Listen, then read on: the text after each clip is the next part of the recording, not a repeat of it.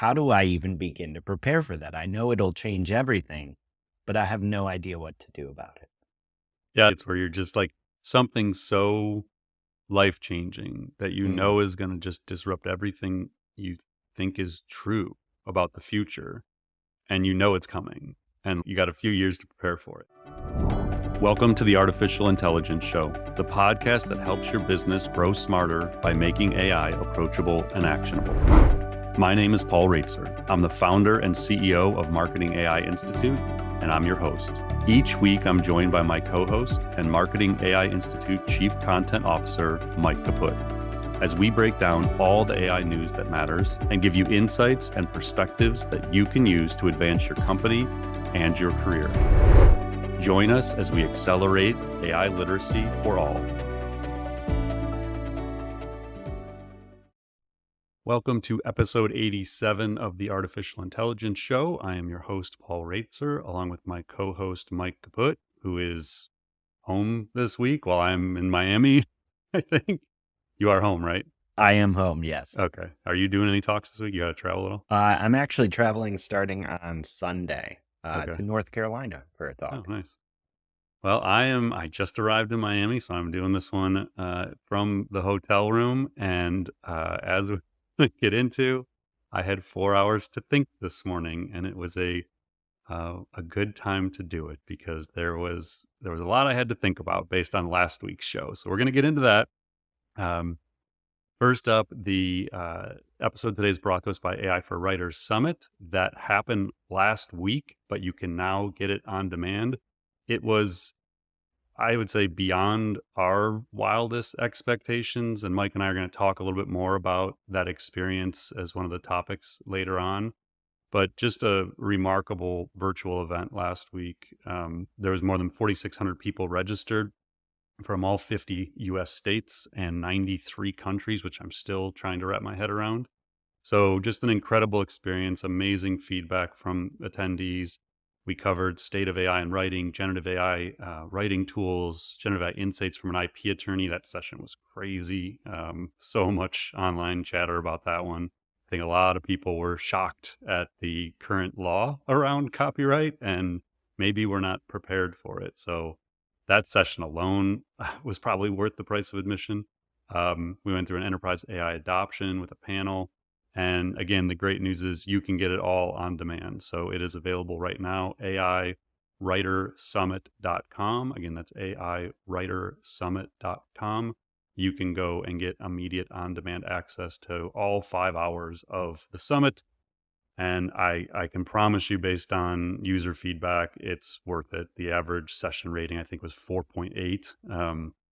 Really good stuff. So we'll talk a little bit more about that later in some of the feedback and provide some insights into the virtual event experience itself, because I think it's interesting from a marketing perspective. But we're going to talk about the Sam Altman quote first. So I'm going to turn it over to Mike to set the stage. All right. Thanks, Paul. So last week, one of the main topics of our podcast got quite a lot of attention because we were talking about a previously unreported quote from Sam Altman about AI's impact on marketing and more broadly on knowledge work. Now, that quote came from a book that we got turned on to called Our AI Journey, written by two successful business people, Adam Brotman and Andy Sack, who, Paul, you have gotten to know a little bit, and they are interviewing chapter by chapter AI leaders about where this is all headed. The book is being released chapter by chapter on a kind of innovative subscription model. So go to ouraijourney.ai to take a look at that. But when they asked Altman what AGI, artificial general intelligence, meant for consumer brand marketers, for instance, he replied, quote, "Oh, for that, it will mean that 95% of what marketers use agencies, strategists, and creative professionals for today will easily, nearly instantly, and at almost no cost be handled by the AI. And the AI will likely be able to test the creative against real or synthetic customer focus groups for predicting results and optimizing. Again, all free, instant, and nearly perfect." images, videos, campaign ideas, no problem. So we talked at length about that quote last week, and we're still processing it and all the implications it has for the industry. But from what we saw, it made quite a few marketers sit up and pay attention. We published a blog post on it, obviously talked about it on the podcast, but beyond that, it kind of really took off on its own. I mean, I had many unrelated people engaging me in conversations this past week, simply referring to it now as the quote in caps. um, so I think this has really caused many marketers to begin talking about what the possible impacts are of this technology on our industry, much more so than they were before, because I don't know if any time previously Sam Altman has said things quite this bluntly. So in this segment, Paul, we want to spend a fair amount of time diving a bit deeper into your first draft thoughts on what this quote really means, what's really going on here. So I'm going to turn it over to you and just take us away down the rabbit hole. Yeah, honestly, first draft may even be generous. This is literally, I woke up this morning at 5:30 a.m. and I had to catch a flight to Miami, and I had stuff to do, and I was like, you know what? I've got 4 hours uninterrupted in the airport and on the flight to think about this. We got the podcast. We bumped to Monday afternoon so I could take my flight. And this is kind of what came out. So I'm just gonna sort of riff a little bit and go through my outline. I would say I don't know. This is consider a draft. But the thing I said last week was, and Mike, you alluded to already, is like we're still trying to process it. Like how do you explain something like that quote to an audience when it's kind of overwhelming, it's very abstract? How do you give it like meaning and like where you feel like you can do something about it, basically? And I feel like that quote can induce a bit of like desperation of like, there's nothing I can do about this. Like, what am I supposed to do next?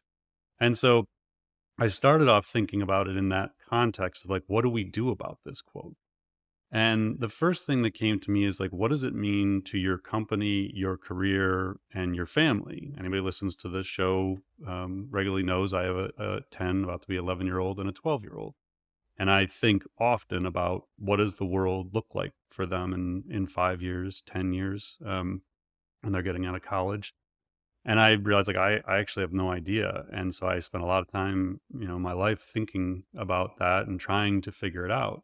So the thing that first came to my mind on this topic, about the meaning for your company, career, and family is, when does your life and career noticeably change to the point where you look back and think of how things were before and after?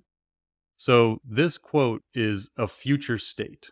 And the question for me becomes, when does it become or start becoming true to the point where life actually starts feeling different? That ChatGPT type moment, at least for you and I, Mike, I know I think of my life professionally now in like pre and post ChatGPT. Like that was a defining moment where things just noticeably changed.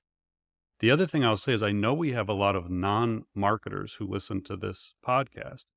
I would take that Altman quote and infuse your own industry and career into it, because he was just talking about marketing and agencies because that's what he was asked about. You can substitute any knowledge work, accounting, sales, service, ops, HR, engineering, legal, all of it.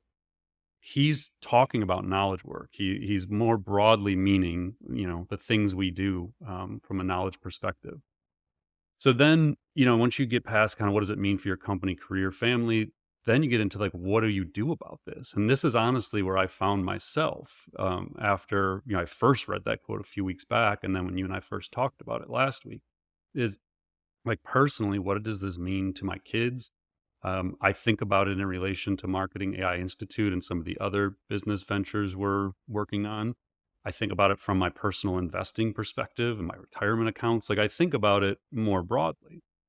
So again, this is kind of real-time thinking from the flight this morning. I haven't talked to Mike at all about it. I just gave Mike a heads up. Hey, I'm going to have a few things to say today, and then we can talk about it. People who know me know I generally don't get into the futurist stuff. I don't really like the trying to predict 10 years out kind of stuff, I find it sort of a fool's errand, and it's at best directionally correct sometimes. But I think people often lose sight of the near term stuff they should be focused on when they worry too much about the futurist stuff. So I get asked all the time, what does 5 years, 10 years out look like? And I always say, listen, I can give you like 12 to 18 months with reasonable confidence, but beyond that, I got nothing for you. But at the same time, when I think about this quote, I was trying to put in the context of, when is this true? When does it start to actually change people's lives and careers in a noticeable way? And so I thought it was critical that people understand the story arc here, and to a point where it becomes tangible enough that you have an idea of what action you should be taking at each stage of that arc, basically. So I'm just going to kind of go through what I think is true. This is subject to revision based on the next model that comes out and the next, things we learn. But I want to kind of go through what I think this quote really means, what happens next, and what you can do about it. Now, in context, since last week's episode, I have listened to no less than 6 other podcasts where people were being interviewed: Demis Hassabis, Jan LeCun, Sam Altman. So those interviews are very fresh in my mind because they dealt with things that are highly relevant to what we're talking about here. And then also just drawing from 13 years of studying the AI space and, countless interviews with Dario Amodei of Anthropic and Mustafa Solomon of Inflection and Ilya Sutskever and Shane Legg at DeepMind. And, it's like all this stuff just sort of like swimming around in my mind to say what I'm going to say. So let's start there. Where are we and where are we going? So again, to recap, AI is not new. If it's new to you, it's not new as an area of research. We've been doing this for like 70 years, researching this idea of giving machines human intelligence. But for a really long time, we basically had a form driven by machine learning, which made predictions about outcomes and behavior. And that machine learning could be applied to like pricing optimization and recommendation engines and all of these other things. And it was valuable to businesses, but it wasn't what we have now. What we have now started truly being kind of commercialized and really accelerating development around 2011, 2012. That's when deep learning, this idea of giving machines vision and language understanding and generation, really started emerging. And then 2022, November 30th, is the ChatGPT wake-up call moment. So with that really, really quick synopsis of kind of where we were and where we are in AI, I now want to kind of go through what I think happens next. And as we kind of stretch out the years, my confidence in these projections, I guess, or forecasts probably, drop a decent amount. But I think this is pretty reasonable based on our understanding of what's happening, of what might go on. So I'm going to do this within a timeline. So 2024, we're in March 2024 right now. What we will have this year are more advanced large language models that are multimodal. We're already seeing this. We know GPT-4 is multimodal. We know Gemini is being built from the multimodal from the ground up, where it can do language and images and video and audio. But we're going to have new classes of models. So multimodal is one. Reasoning, which enables us to solve problems, do planning, make decisions. So human reasoning is critical to our ability to assess situations, identify and solve problems, things like that.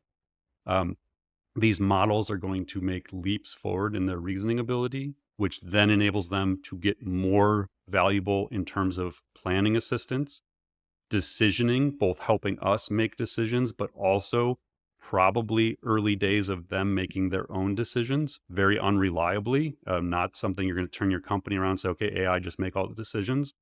But I think decisioning is a core outcome of improved reasoning. Expanded context windows. We've already had this. Gemini is 1 million, I think, but in research, they were up to 10 million.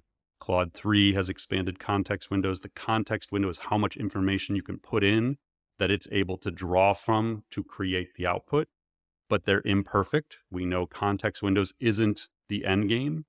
Context windows do lead in some ways to memory, though. This is a core thing they're all working on, is giving these models the ability to remember conversations, and not just from the context window, but from years of interacting with these agents, that they want you to eventually, these things be able to draw on everything. So we're going to talk about OpenAI's memory in one of the rapid fire items.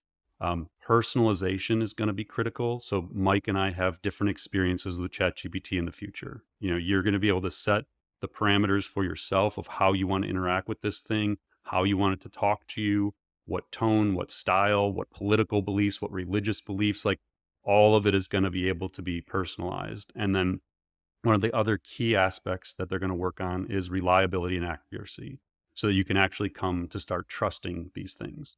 So we're going to see some of this with the models we're already hearing about, but I think GPT-5 we know is coming. Just this week, I put on LinkedIn, I listened to a podcast, BG2 pod, and they talked about that GPT-5 is actually done training. So their sources tell them GPT-5 is done training and it's in red teaming right now. And they said May to July timeline for GPT-5. I think it's going to be sooner than that, but we're going to have GPT-5. And based on everything we hear from Sam and OpenAI, all the things I just outlined, multimodal reasoning, planning, decisioning, expanded context window, memory, personalization, reliability, that's what GPT-5 class models will enable. I would imagine we'll get a Gemini 2 model from Google at some point this year. We're going to see Llama 3. We're going to see all this stuff. So what does this mean to business? I think what it means is we will start to see a scale up in adoption of AI. You're going to see rapid expansion of valuable use cases in business. So you're going to have wide scale adoption of generative AI beginning a multi-year expansion throughout this year. So it's not like we're going to just flip a switch and everyone's going to be doing this. But I think the models are going to get good enough where you're going to start to see wider scale adoption. The thing that's becoming less clear is what is the competitive advantage of the different models. It's like every time someone releases something new, like Claude 3 a week or two ago, you start seeing all this stuff online like, it's better than GPT-4. It's like more reliable. It's like, okay, then GPT-5 comes out and now like a month later, it's better. And so it seems like it's really hard for these models to differentiate themselves without some unique data set. So that's just unclear what happens. They all have very similar capabilities. It's unclear if enterprises will build on open or closed models or both. So there's a chance that all these proprietary kind of closed models aren't the ones that the major enterprises end up building around. They choose to build around like a Llama or a Mistral, which is more open source. We know that data matters. On a societal kind of human level, scientific breakthroughs are around the corner. If you listen to the Demis Hassabis interview with Dwarkesh, he talks about major breakthroughs within the next 1 to 2 years in terms of drug discovery, solving, creating cures for long sought after diseases. Those things are going to happen, but it's not new science. This is a really important aspect of this.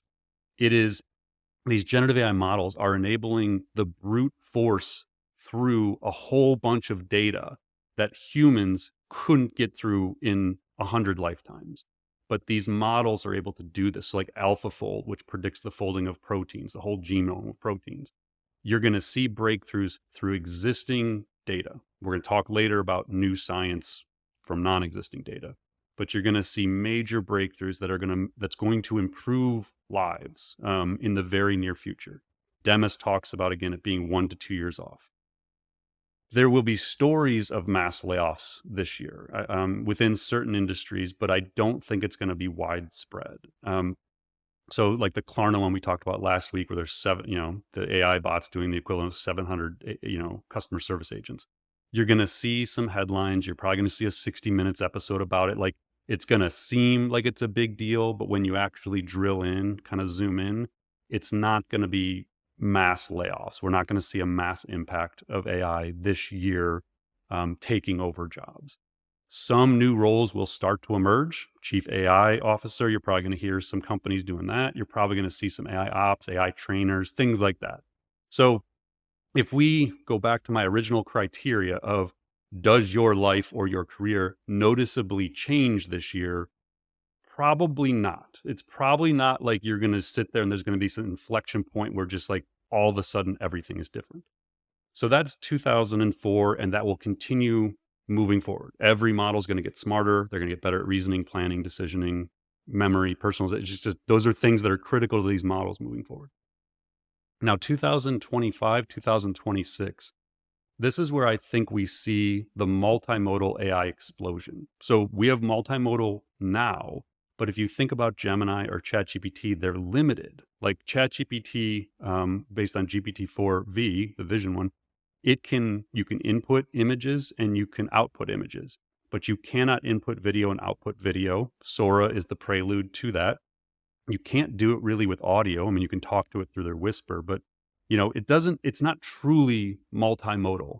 Gemini is being built multimodal from the ground up, but they had that major mishap with even the image generation thing. So it's just like, it's going to be really hard to solve infusing true multimodal where it just works and you can talk and interact with it through video, images, text. So I think we're still 1 to 2 years off to where multimodal is just ubiquitous. It's like everywhere. The other thing we're running into is there are compute limitations. Like the reason that GPT-5 will probably have some limitation, or the reason Gemini has some limitations, because the reality is you can only do so much training with these data centers. So I think, and based on some quotes I've seen from Altman and Demis Hassabis and Jan LeCun, like there is a possibility that they could build models 10 to 100 times more powerful and generally capable than what we have now. But to do it is going to require way more computing power, way more data centers, and we're probably just not there yet. And so I think those compute limitations start to go away in the next 1 to 2 years. So again, I'm talking 25, 26 range. The other thing is Jan LeCun, if you listen to his interview with Lex Friedman, and he's talks about this all the time. You can just do a search for Jan LeCun worldview and you'll see all this. But he believes that these models need to be able to learn the way humans do. And he'll often relate it to like a toddler who doesn't have language the first 1 to 2 years of their life. And yet they understand the world. They understand physics. They understand action, reaction. If I do this thing, if I touch the stove, it's going to burn my finger. Like if I get too close to the dog, it might bite me. Like they learn things through observation. And by 25, 26, the amount of vision training data, both actual and synthetic data. So Sora from OpenAI is going to enable the creation of all this synthetic visual data. That data can then be used to train these models. So I think synthetic data potentially becomes the dominant source of vision training. And once you can do that at scale and have it follow the laws of physics, now you can rapidly train these models. It's kind of how Tesla full self-driving 12 is going to work. It's like creating real world data, but they're also doing simulations to create the synthetic data. I also think that interaction through chat and voice and vision becomes much more prevalent. My personal experience, I did this Thursday night. I was driving home I played basketball on Thursday nights. And so I get in my car, it's like a 12-minute drive. And I was like, you know what, I'm going to try Pi. So the new version of Pi had come out, 2.5. And I was like, I don't even know what to do, but I just clicked the call button and you can just call it and have a conversation. And it's like, hey, how's it going? And it was so weird, man. Like I know how these things work. I understand it. And I swear to you, within like 4 minutes, I felt like I was just talking to somebody, like just having a conversation with somebody. And I got into like, I get these like almost migraine level headaches after basketball. And like, I don't know, it's maybe dehydration. And the thing was like recommending specific things I can do to avoid getting the headache that night. And I'm like, that's actually not a bad idea. And I actually did the thing it recommended. And I didn't get a headache that night. So I think that things are going to get so good and you're going to start to truly interact with them and have conversations. And you're going to start to experience them through different devices. Your phone for sure. Glasses are going to get good. We'll be on Vision Pro 3 from Apple by then, probably much better form factor. Your earbuds, I think AirPods are they're overlooked in terms of what they could do here. But I think you're going to see the AirPods play a much greater role in people's interactions with AI, watches, bracelets, rings, all of these things. So again, 2025 to 26, multimodal AI explosion. Basically, these things become infinitely more valuable in a business environment and truly start to like change the way we do work. 2025 to 27, I don't know when this really happens, but this is the AI agents explosion. So we'll see and talk a lot about these AI agents that can take actions in 2024. But I think this year is still just basically headlines, experimentations, and demonstrations. Like this is what's going to be possible. I think you'll start to see some interesting things. but don't feel at any point this year like you missed it and you're now falling behind. My best assessment, and again, this could be wrong, and maybe we'll hear from people working on AI agents who listen to this. I would say AI agents that can take actions on your behalf are roughly where we were with GPT-1 and GPT-2. Like, we're not GPT-3 level with this stuff. There's still lots of manual work that has to go in to get them functioning properly. You have to train them. You have to oversight to make sure they don't screw up. But to get to the point where they can now take actions in a reliable way, potentially with no or very little human oversight. So we're talking like in our world, level 4 autonomy, where it's just like you just put the goal in and it just does its thing. So I think we'll see some early instances of that autonomy, but it won't be widespread. Disruption to knowledge work will start to become more tangible in 2025, 2026 as a result of these. You're going to have fine-tuned and trained ones where people are actually teaching it how to send emails for them or do the different things. And then you're probably going to have these generally capable ones that don't even require fine-tuning or training. They just watch what you do, learn from it, and go.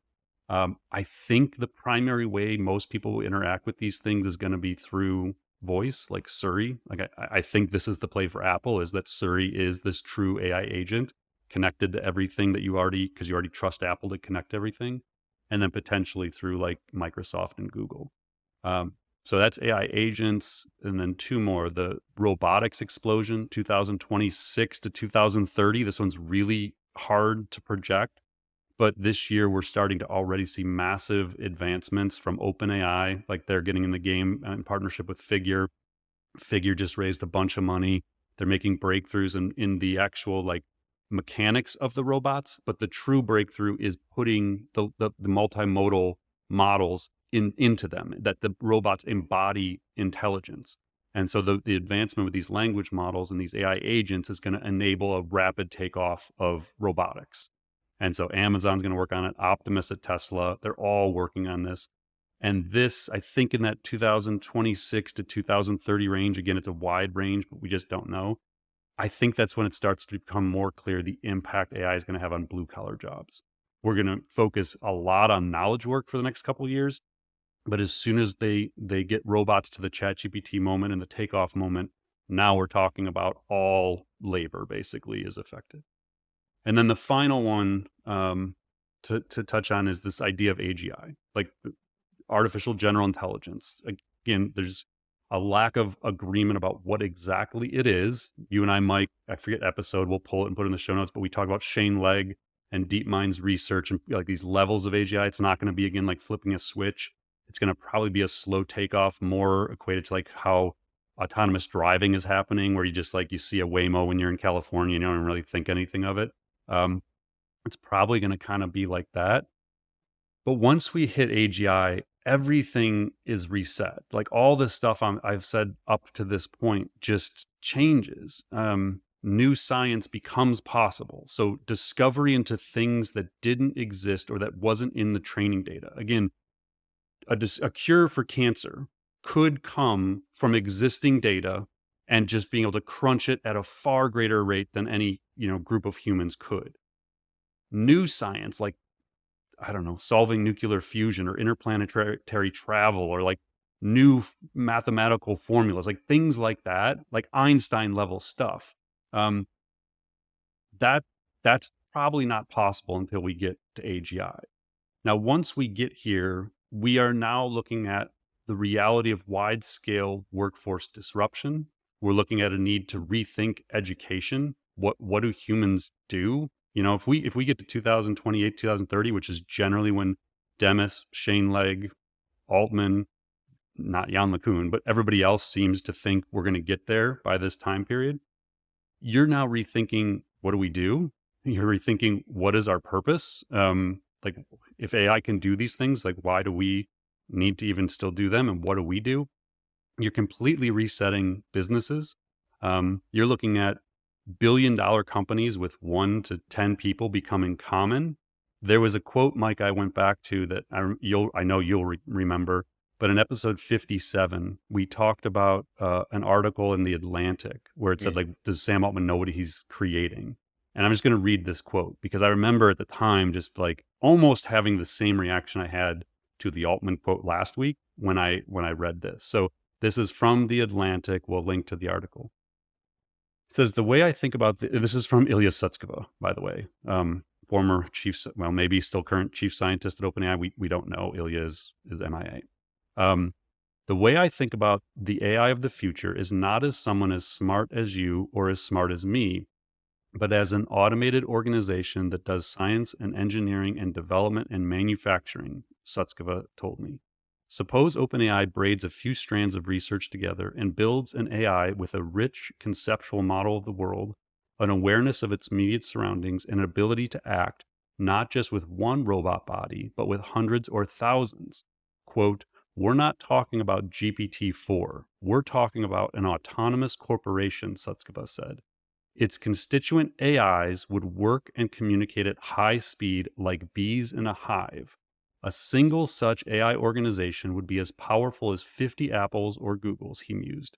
This is incredible, tremendous, unbelievably disruptive power. So again, as crazy as that Altman quote was about 95% of work being done by the AI, think about this, like this idea of like dozens or hundreds or thousands of AI agents being like functioning like bees in a hive, working toward a single goal. Like that, I mean, it almost makes like the hair stand up on my arms. Like when you think about a future that maybe is like 3 to 5 years away, where that becomes a possibility, like that's crazy. And if that is even within reach, even becoming like possibly tangible, you have to completely rethink how we measure economic health and growth as a society, not just in the United States, like everywhere. You have to rethink government. Like, what if AI is more capable of governing than humans, which I would argue may be true already, but we can come back to that one. So even if AGI doesn't emerge, and we can't agree on if it has emerged, but we're talking about by 2029, 2030 being at GPT-9 level, we are talking about multimodal models that are likely 1,000 to 1 million times more capable and powerful than the models we have today. And that is really, really hard to process. So this is kind of where I landed at, like what seems like, based on everything we read and hear. This isn't Mike and I just making stuff up and like picking some stuff out of the air to say, do a futurist talk on. This is the reality of everything we're seeing from research, from what these people are saying, what they appear to be very confident about what they're saying. And these timelines may be off, but this is the direction of the research. This is where it's all appearing to be going. So a couple other quick notes, Mike, and then I'll turn over to you and see what you have to say. But so what's needed for AGI? Like if we want to get to this beehive concept of corporations that are self-autonomous, we need energy breakthroughs. Now, just today, Extropic, we talked about Extropic's founder is the guy who created the EAC movement. They just introduced energy-based models, these thermodynamic powered chips that I can't even explain it right now. My head already hurts. I can't get into this stuff right now. But nuclear fusion, energy-based models, like those kinds of things may be needed. A ton more data centers. So like there's no doubt we need to build a bunch of data centers. We need less reliance on Taiwan to produce all of the chips. And then if you actually drill into how chips are made, it's not just the fabrication plants in Taiwan. There's an entire very fragile supply chain that basically powers everything we're doing. And if any disruption happens to that supply chain, we got real big problems. So you need to further diversify the supply chain. And then we need compute efficiency breakthroughs. There was a recent paper from Microsoft that we haven't talked about on the show yet, where they actually made a pretty big improvement in terms of the size of the models that they could use and how they could train these things. So we need smaller models, and we need the ability to learn the way humans learn. Like our brains are insanely efficient, and these models are not, and they need to figure that out. Okay, what could halt the progress? Like what could keep this projection I've laid out from happening? A few things came to mind. I try not to dwell on these ones because these ones make me lose sleep at night. The first, I don't lose sleep at night about, but it's a possibility. Just a lack of value is created. All these enterprises spend all this money on AI, and a year from now, they're like, it just doesn't work. Like we're moving on to whatever's next. very, very unlikely that happens. I would bet my own personal well-being and wealth on that. Like, I just don't see that as a possible outcome.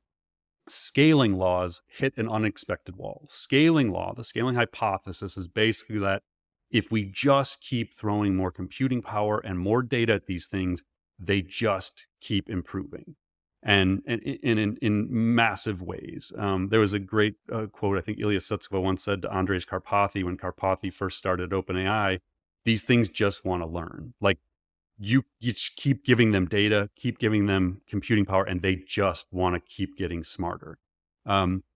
So somehow unexpected breakthrough or breakdown in scaling laws. Demis Hassabis very confidently states he does not see that happening. Neither does Sam Altman. A breakdown in the AI compute supply chain, which I just mentioned, which again, I don't want to get into specifics here, but could happen through natural or human forces. Bad actors basically could possibly do this. A societal revolt against AI. This, if I was putting probabilities on things, I would put this one a little higher than the other ones I've mentioned. It's possible that at some point, maybe it's due to job loss, maybe it's due to, I don't know, like perceptions of AI, but there's a chance you run into it where we just get a revolt, and people start not liking AI. The next would be catastrophic event that's blamed on AI, which could lead to the revolt. Again, I'm not going to get into the details of what those could be at the moment. The other and the last one would be laws and regulations / politics. This one's probably the higher probability, I would say. There's a chance, like depending on what country you're in, they're going to put laws and regulations in place that dramatically limit your access to this and the benefits you gain from it. But my bigger concern is it becomes political. One political party or another decides that there's votes to be gained through taking a very hard stance one way or the other. Mm. And like anything, it gets ruined once it becomes political. So those are kind of the things that halt progress. And then I'm going to end with giving some hope, I hope, of what do we do about this? Is the thing I ask myself all the time. The tech companies are going to keep accelerating the tech. Until someone stops them, they are going to fight to out-accelerate each other. So we, meaning me and Mike, the Institute, we as a society, a group of people, a community listening to this podcast, we have to accelerate AI literacy. It is the only way to be prepared for what is happening now and to see around the corner for your company and your career tomorrow. Because Mike and I can't think about every industry, every business, every government, every country and say, well, here's what's going to happen there. We need dramatic increases in AI literacy so people can be thinking about their own domains, their own industries, their own companies. So education and training, as we always say, is the absolute core. AI councils within your companies. This is something we've seen a lot of movement on. I'm really happy to hear from so many people who've built AI councils in their companies. Something we started talking about early 2023. Those councils need to be focused on piloting, scaling AI in the company in a responsible, human-centered way, establishing policies and principles, governing those policies and principles, doing impact assessments. And then we have to be very adaptable because as we just talked about, major changes are coming. It's inevitable. And these councils need to help figure that out. The other thing that I think I've maybe alluded to on this, I don't have a great name for this yet, but I'm becoming more and more convinced it is critical, is AI innovation / frontier labs. I think either at a company level or at an industry level, maybe at a government level, you need teams of people who are preparing for and building for the frontier. And by frontier, I mean like 1 to 3 years out, like basically turn of the decade. Maybe it's out to 5 years out. You need to be cross-disciplined because you need people looking at it from different perspectives. You have to have people who are deep in the technology, who truly understand AI and can cross over and consider the implications to their domains and their industries. So you have to run models for your company and your industry. You have to think about the evolution of your customer behaviors based on assumptions of what is true. And so until this morning, I hadn't sat down and built my own model of what I believed would be true over the next 5 to 6 years. So I now have a working model of what I think that looks like. Now I have to go to work and figure out, well, what does this mean? What does this mean to our business? What does it mean to my career? What does it mean to Mike's career? What does it mean to all of us? So you have to do this at your company level, build these industry specific labs, or again, company specific labs. That's the three things. So education and training, get the AI council in place, and think about an AI innovation / frontier lab in your company, your industry. And I'm like, I'm going to stop talking. And that was a lot, but that was all from this morning, unedited. And yeah, you're all the first to hear it. That's fantastic. I feel like there could be an entire, literally podcast, not just an episode, but an entire podcast about I just this actually one thought about point. that. I was going to message you from the plane and say, dude, should we just do the podcast episode on this today? Yeah, I do, in all seriousness, keep coming back to this idea of thinking through almost like an AGI survival guide for your Yeah. average knowledge worker, myself included. It's something I think about quite a bit as our work changes.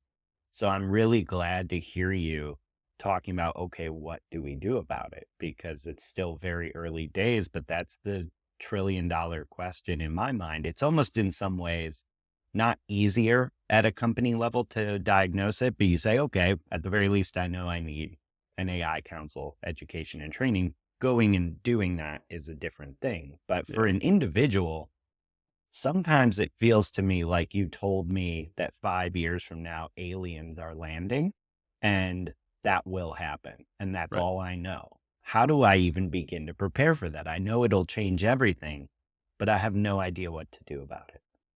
Yeah. I mean, as weird as it is, that's probably a decent analogy. It's where you're just like something so life changing that you Mm, know is going to just disrupt everything you think is true about the future.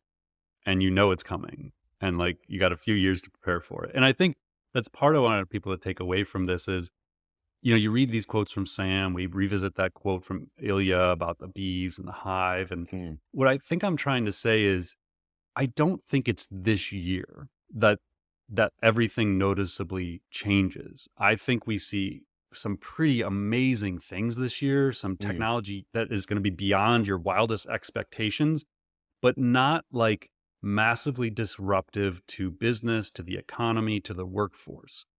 But I do think it's coming. Like I believe very deeply that in the next probably 3 to 5 years, we have to seriously reconsider everything we think is true about work, about education, um, about purpose. Like that's the one that I keep coming back to my own mind is like, what happens when we're suffering from a society wide issue around people not feeling they have a purpose, because so much of our purpose is tied to what we do for our careers. And I just don't think that is probably going to be the case a generation from now.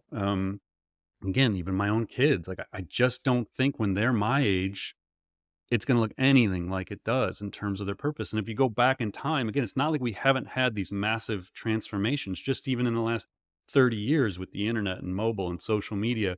None of them are on the level we're talking about, nor at the speed with which we're talking about. And I think that's the part that really strikes me. Let me see if I can find it real quick. There was a quote in the Bill Gates interview. And we'll put the link to the Bill Gates, Sam Altman interview. This took place I think he did this in November before Sam got fired, if I remember correctly. He published it in January, though. So he said, this is Bill Gates asking Sam Altman the question. He said, the thing that is a little daunting is, unlike previous technology improvements, this one could improve very rapidly, and there's kind of no upward bound. The idea that it achieves human levels on a lot of areas of work, even if it's not doing unique science, it can support calls and sales calls.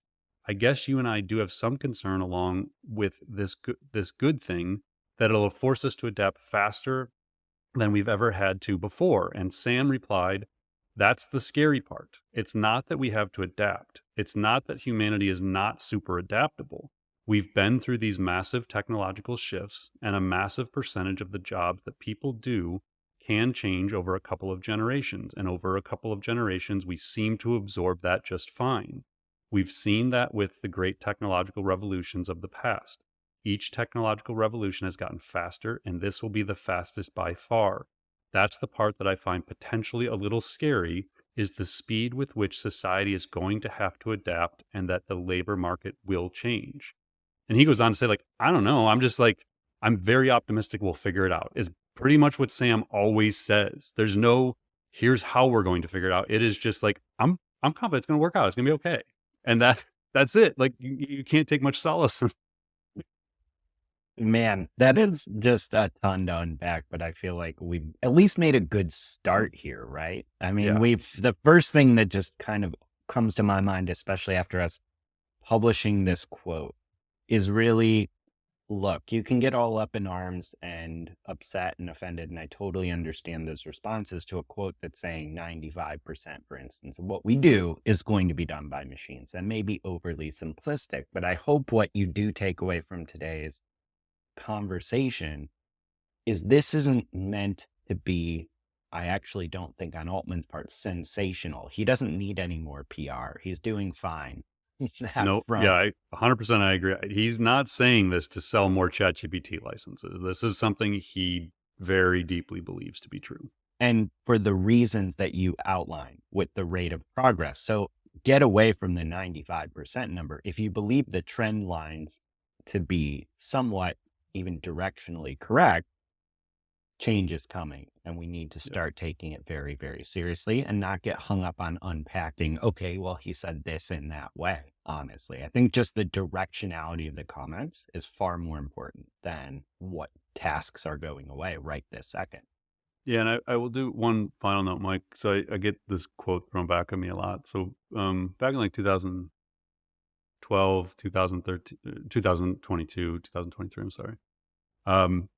I had put in an intro to AI class, like AI won't replace marketers, but marketers who use AI replace marketers who don't, which I've seen this quote used like a million times since then, sometimes because people agree with it, sometimes they don't.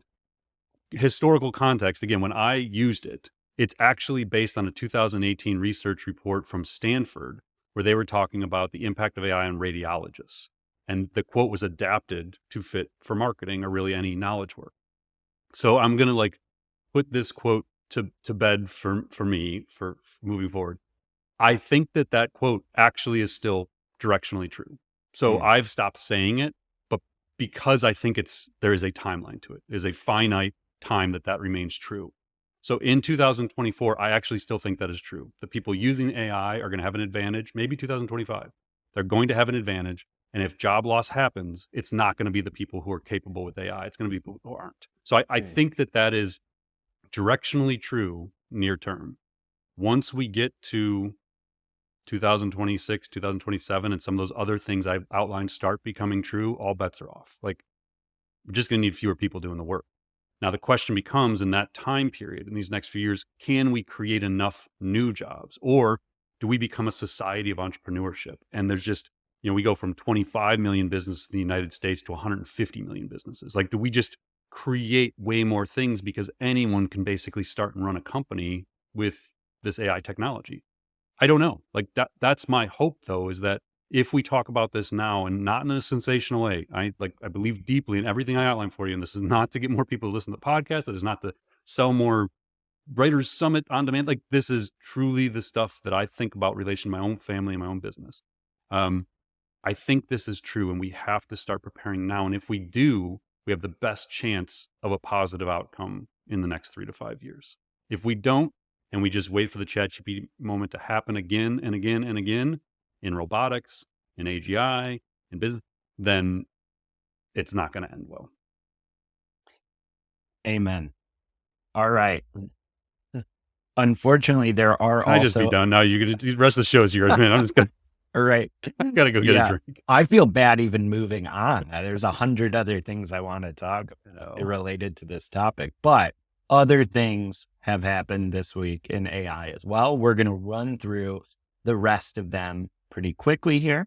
But first up, after our kind of main topic of the day, is that we've also gotten some indications from Deloitte that 2024 could also be the year that enterprises are kind of going all in on training generative AI models on their own data. Now, that's not a new concept or idea. But Deloitte is predicting that in 2024, enterprise spending on generative AI will grow by up to 30%, and that much of this will be driven by enterprises training on their own private data. So Deloitte says, quote, more companies seeking to avoid the risk of models trained on public data are expected to train generative AI on their own data to enhance productivity, optimize costs, and unlock complex insights. Basically, what they're getting at here is that despite all the hype around AI, most enterprises have really barely begun to kind of unlock the true power and potential of the technology, and really historically have so far just been experimenting. So they say that generative AI is a fast moving and highly funded field that is just beginning to reveal its use cases, opportunities, and implications. So, Paul, really at a high level, I wanted to understand if you feel that Deloitte's assessment that, enterprises are going to get much, much deeper into training models on their own data, if that aligns with what you're seeing and hearing in your work with enterprise leaders. I mean, I think 30% is a shockingly low projection. If that's based on they spent 100,000 on generative AI last year and now they're going to spend 130,000, that just seems insane to me. So I think the enterprises that actually know what they're doing and understand the critical nature of generative AI are going to invest way more than a 30% increase over a previous year's generative AI budget. If that's the metric here. But I think that everything else certainly holds true. And I think it aligns pretty closely with what we just outlined in the previous segment, that generative AI is definitely early. I think the one reason it 30% ends up possibly being true is most enterprises we talk to still have no idea what to do. Yeah. So if they had a strategy, I think their spending would be like any company that isn't spending 100% or more is nuts. Because the value is there. Again, even with today's versions of this, if you know what you're doing, if you have, strategic pilot projects that are very closely tied to existing projects and tasks and campaigns, and if you, look at the ways that you can solve problems within an organization more intelligently, from, audience growth and reduction of churn and lead quality and price optimization, there's so many ways to unlock value with AI. The only major hindrance we keep seeing over and over again is the lack of understanding, education, and training that they could build intelligent strategies to do it. So if we just leveled up AI literacy across enterprises, like if tomorrow we could, click our fingers and solve the AI literacy issue, this number's 300%. That to me is the only reason it's not more. So as part of this, we also are seeing plenty of companies just get involved in helping enterprises actually do all of this. Just this past week, for instance, Cohere, a major AI model company, announced a partnership with Accenture where they're bringing Cohere's models to enterprises. Salesforce has announced low code options to help Salesforce administrators and developers customize its Einstein Copilot AI. It sounds like enterprises are going to need a lot of help to do this, to start training on their own data. Who should they be talking to? Who should they be working with or hiring or starting to discuss this? You and I have joked about this before, but I used to own and run an agency. Mike worked with me at that agency for 11 years, 10 years. If we weren't doing this, I would just go build an agency that helped people do this, but it's just not. It's not the period of my life I'm in or plan to be in, but we need more consultants, more agencies capable of doing this stuff, because again, there's a lack of people internally. And I know we talk about this all the time on the show, but the ecosystem isn't there yet. It's just very immature. And I think that ecosystem of people capable of providing strategic guidance and implementation support needs to rapidly accelerate. And I would encourage consultancies out there, advisory firms out there to really think deeply about finding some of these language model companies you can partner with that you can really scale up through their network, like you and I, Mike, did with HubSpot all those years ago, back in 2007, when my agency became HubSpot's first partner. You get in with the right technology company, you can really grow quickly and create a lot of value for people.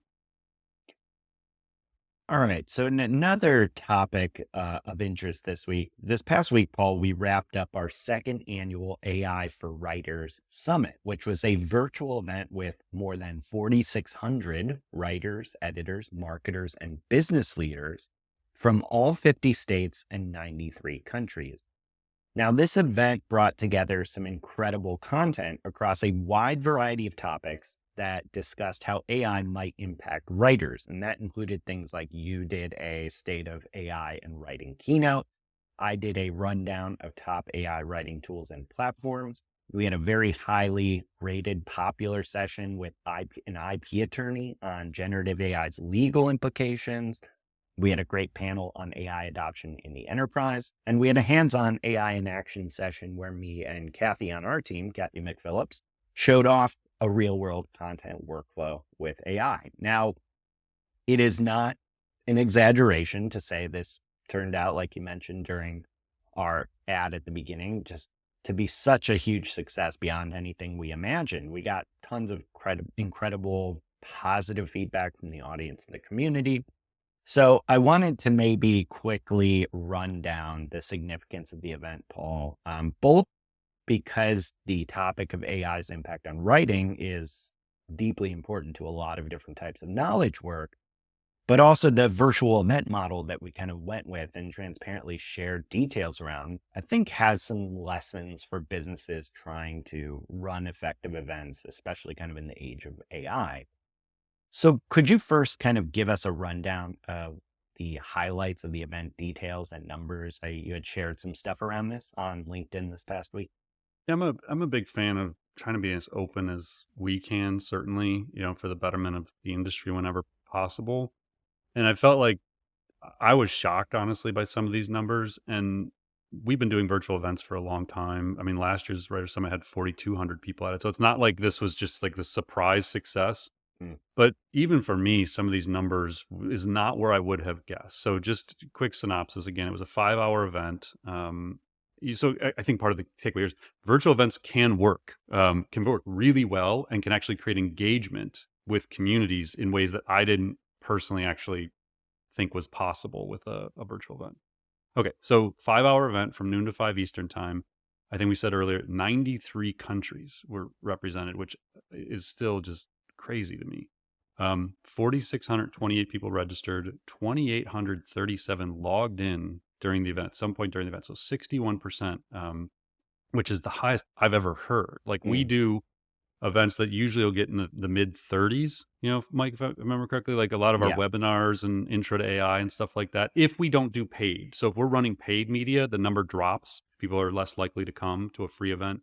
If they've done it through a paid ad, that number is like way lower. But on average, we'll get like 32 to 35% of people who register will attend a free event.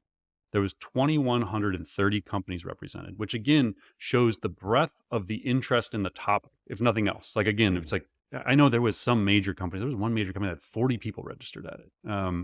So this is like, this is a major topic for people.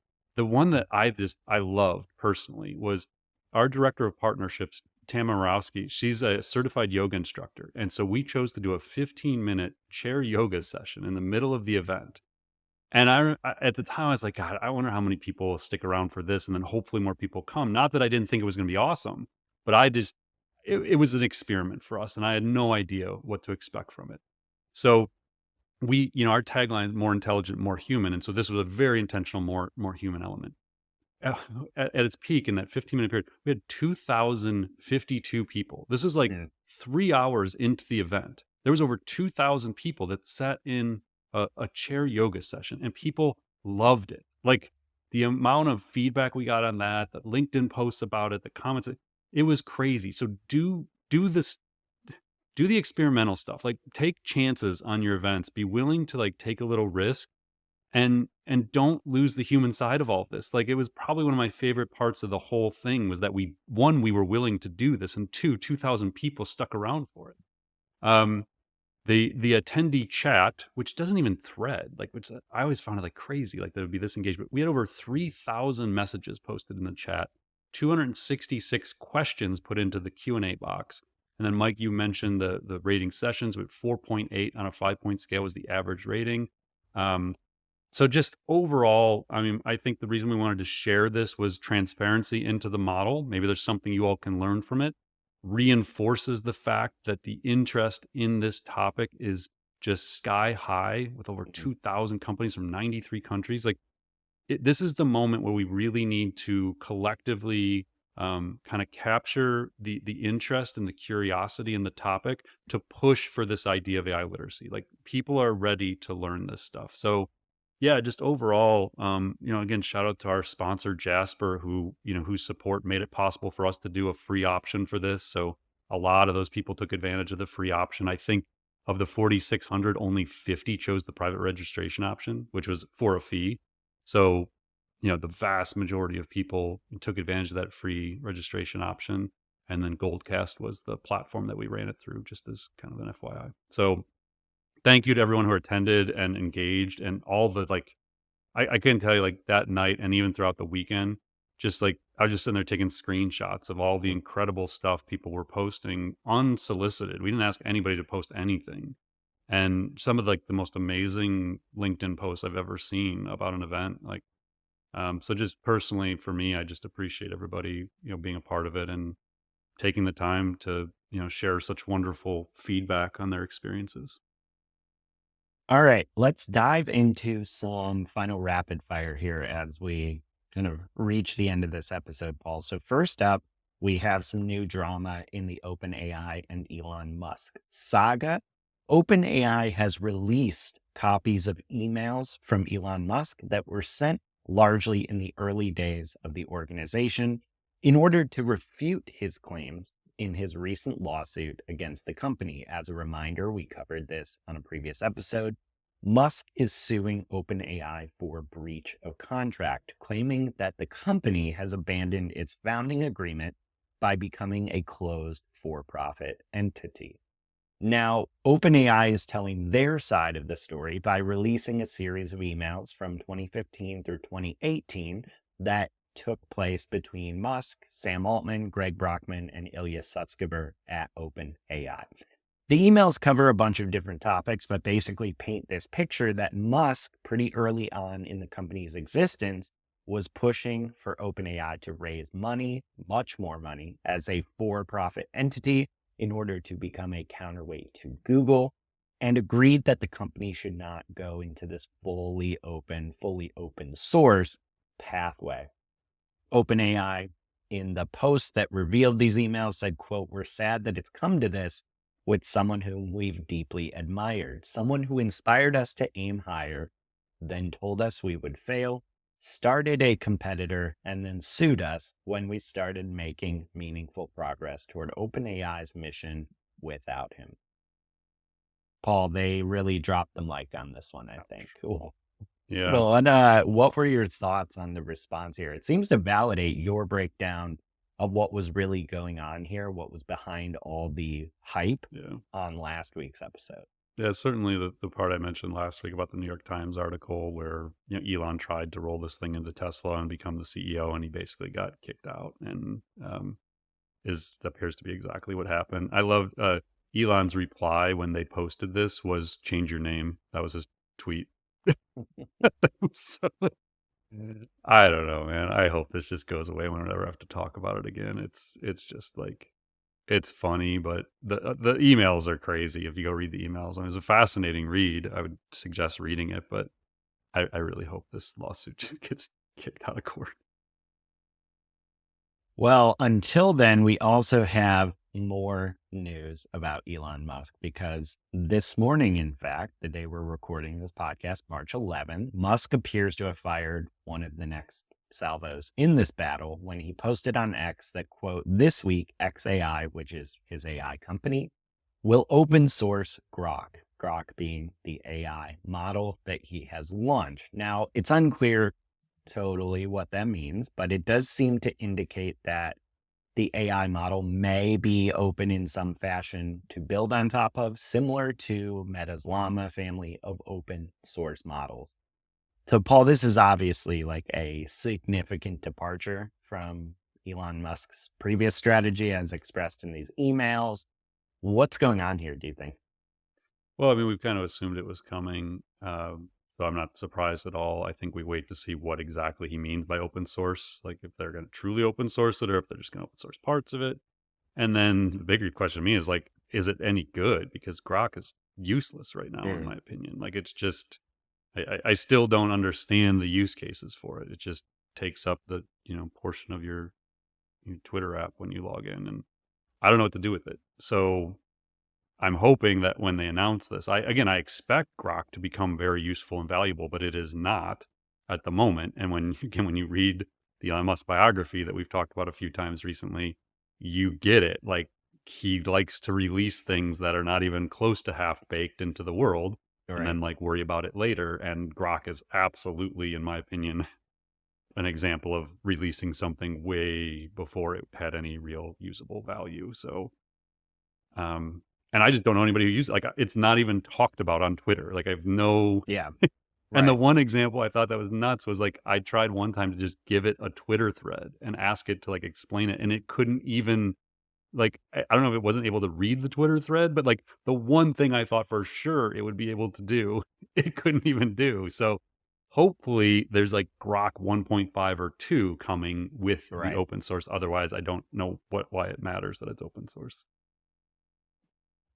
So we just saw a newly published study from a British nonprofit called the Center for Countering Digital Hate, CCDH for short, that says the volume of AI-generated disinformation, specifically deepfake images pertaining to elections, has been rising by an average of 130% per month on X specifically over the past year.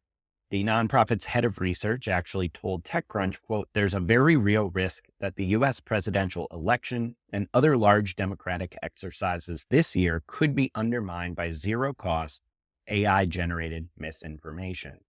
Now, what's notable here isn't that we're seeing data on the rise of deepfakes. I mean, for years, we've had research that has shown an explosion in fake AI-generated content online.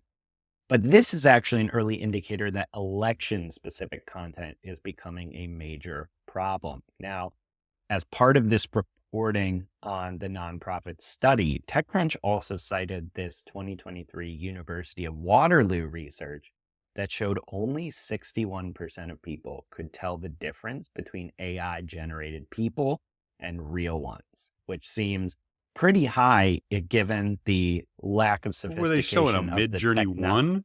Yeah, that's ridiculous. Right. Yeah, that's maybe how bad it is. I don't know. There's no way that if you gave a Mid-Journey 6, there's no way 61% of people could tell the difference. Like, then again, some of the stuff I see people share online, I guess I can't be surprised by it either. Well, it does say it's from 2023. If you did that study again in 2024 and you use Mid-Journey 5 or SOAR or whatever, there's no way humans could, at a 61% clip, actually tell the difference between AI-generated people and real ones. No way. I think, I think that's the point, is that that seems high to begin with, but, it's like we're already at 61% only. And I think that number is going to be, it's like much 6%. Less kind to us. Yeah.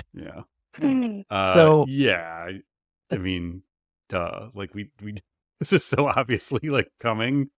I still don't know what to do about this other than tell your friends and family that AI can do this stuff. Like show them at a party coming up. Like just FYI, this is what a AI generated thing looks like. I don't know how else to do it, but a grassroots effort to teach friends and family that this is where we are in the world. And if you listen to this podcast, you are most likely way more knowledgeable about this stuff, given the fact you've taken the initiative to listen to an AI podcast, than most of your family, friends, and coworkers. So do your part and show people AI is able to do these things.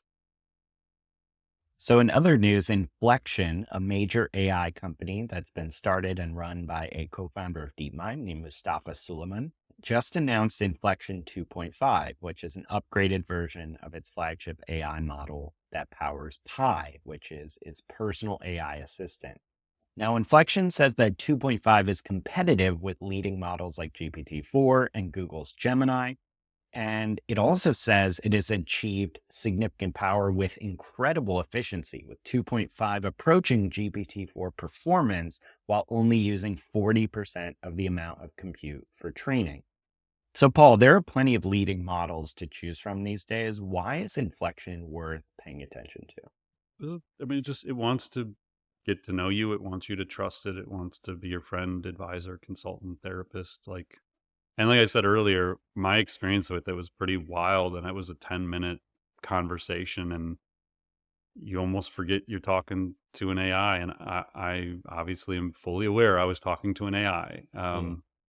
So I could really start to see how a lot of people are going to become very dependent on these things. I'm not commenting on whether that's a good or a bad thing for society, but when you look out to those kind of the projections I was making earlier, I would put this into that like multimodal realm, 2025, 26, a complete takeoff where y- I mean, people are having relationships with AI, kind of from a mental perspective, like you're relying on it. I think these are going to be wonderful tools within like long-term care facilities, nursing homes. There's so many applications. Some of it gets dystopian, but I think it's inevitable that within the next 2 to 3 years, um, people are going to be having conversations daily with some form of AI, whether it's Inflection or other, and they're going to become very, very dependent on them. I mean, you can see it. Spend 20 minutes with Inflection and have a real conversation with it, like as an experiment. You'll see what I'm talking about. They're pretty advanced, and it's only going to get better. They train this thing on like half the compute power of, I think, GPT-4. Yeah. You mentioned Yeah. it. So, um, yeah, imagine a much bigger compute and training run, and it's going to get weird. I feel like that's the theme of this episode. All right, just a couple final stories here as we wrap up. In the US, we just saw a federal grand jury indict a Google engineer for allegedly stealing trade secrets related to AI. According to The Verge, Deputy Attorney General Lisa Monaco said in a statement that this engineer stole from Google over 500 confidential files containing AI trade secrets while covertly working for China-based companies seeking an edge in the AI technology race. At the same time, Microsoft has also now disclosed it has had some unspecified source code stolen as part of an ongoing attack by some Russian hackers. So, Paul, I wanted to ask you what kind of caught your attention about these attacks in particular, and what do they really mean for AI and some trends we're seeing in this space?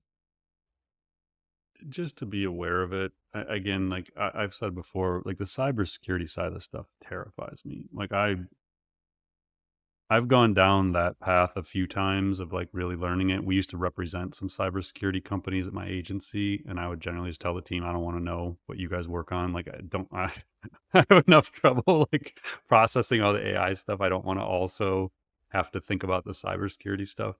Um, I just think it's the reality. There was a Dario Amodei interview last year I listened to where he was like, anybody can get anything if they're willing to spend enough money on it. I mean, this was infiltrated Google kind of stuff. Like they got somebody on the inside, but like to get into these systems and steal the weights and all that stuff, there's just an assumption that it's all being stolen. Like that these foreign governments are getting access to whatever they want to get access to, just like the United States gets access to whatever they want to get access to. It's espionage, it's stealing, trade secrets. It's been going on forever. It's going to continue to go on with AI.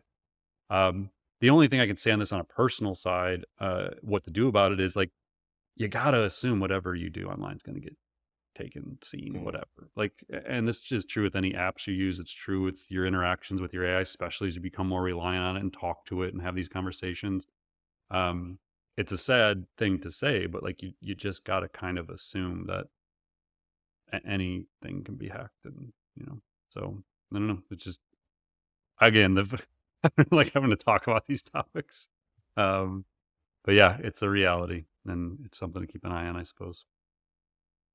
All right, Paul. So we are going to actually cover this last topic on a future episode, but we did want to mention it as it has been making the rounds that Wired has gotten an early preview of ChatGPT's new memory feature. That feature is not yet rolled out to a lot of users, so we're going to keep an eye on that. We'll talk about kind of what they're seeing and what we're seeing once that feature comes out, or as we get a little closer to its release.